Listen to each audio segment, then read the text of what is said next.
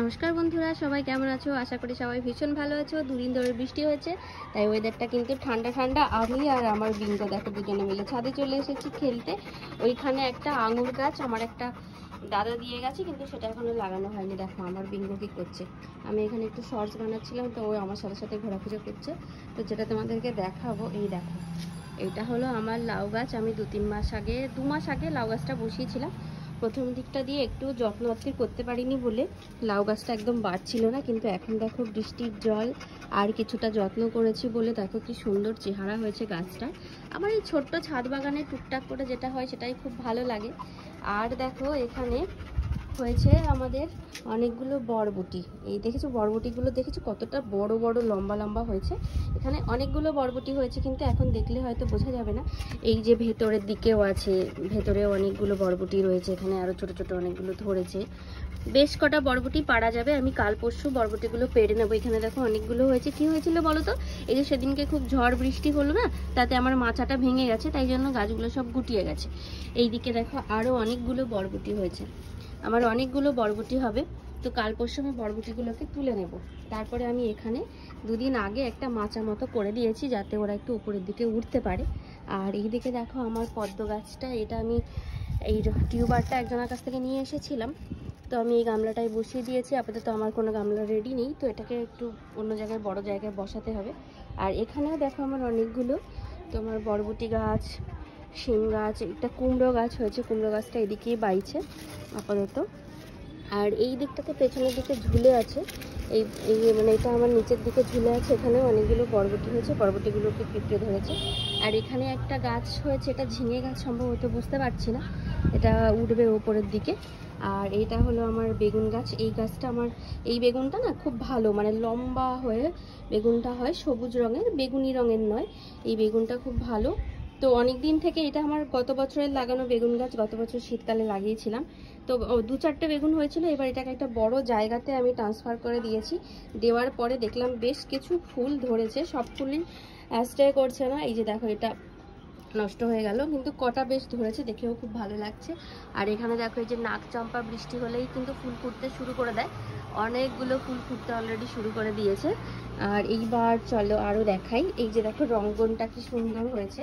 এটা হলো ইয়েলো কালারের রঙ্গন। এই গাছটা আমার প্রায় মরে গেছিল, তারপরে আবার এটাকে বেঁচে উঠলো আর কি। তারপরে এখানে ড্রাগন ফ্রুটগুলো কেটে দিয়েছিলাম, তারপরে কিছুটা পটিং করলাম এখানে। আর এখানেও আমার একটা লাউ গাছ আছে। এই লাউ গাছটা ওই সাথেই পড়াই, দেখো একটা লাউ কিন্তু আমার এখানে ধরেছে। এটা লম্বা লাউ হবে, সবে ছোট্ট কুড়ি, মানে মনে হচ্ছে লাউটা হয়ে যাবে, কারণ বড় হতে শুরু করেছে, শুকোয়নি। ওই উপরে আরও দুখানা কুড়ি আছে, জানি না সেই দুখানা দাঁড়াবে কি দাঁড়াবে না, বুঝতে পারছি না। তবে যেটা হোক, যেটা হবে ভালোই হবে। চলো, আমার একটা তো লাউ অন্তত হলো। তারপরে চলো দেখাই, এটাও এই যে এই বেগুন গাছটা দেখতে পাচ্ছ, এই বেগুন গাছটা কিন্তু আমার 3 বছরের পুরনো বেগুন গাছ। তো এটা অনেক পুরনো বেগুন গাছ। এটা একটা খুব বাজে পাত্রে দেওয়া আছে, এটাকে ট্রান্সফার করব, কিন্তু করা হচ্ছে না। এটাতেও এই বেগুনগুলো ছোট্ট ছোট থোকা থোকা বেগুন হয়, খুব ভালো হয়। আর এখানে দেখো ভেন্ডি গাছ আছে আমার বেশ কটা। আমি রোজই প্রায় 2-3টে করে ভেন্ডি এখান থেকে তুলে তুলে নিয়ে যাই, কারণ রোজ একসাথে সব ভেন্ডিগুলো বড় হয় না।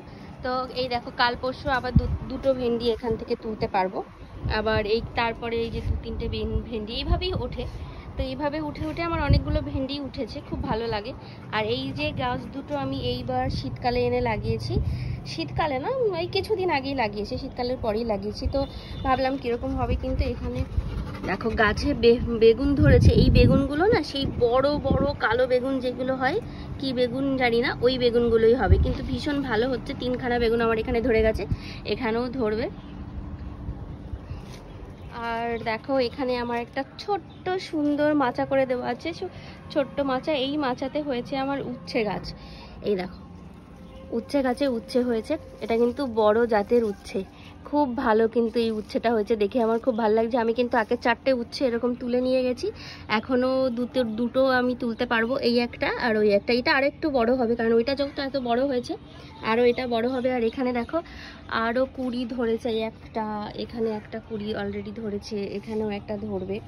বেশ কিছু উচ্ছে কিন্তু আমার হবে। গাছটার চেহারা মোটামুটি ভালোই হয়েছে।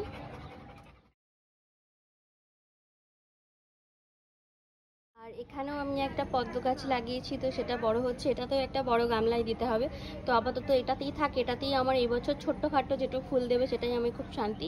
আর যেটা হচ্ছে এই দেখো আমার রজনীগন্ধা ফুটবে কিছুদিনের মধ্যে। আমি খুব খুশি, রজনীগন্ধাটা আমার ভীষণ ভালো লাগে, কিন্তু আমার রজনীগন্ধাটা কেন জানি খুব বেশি হতে চায় না।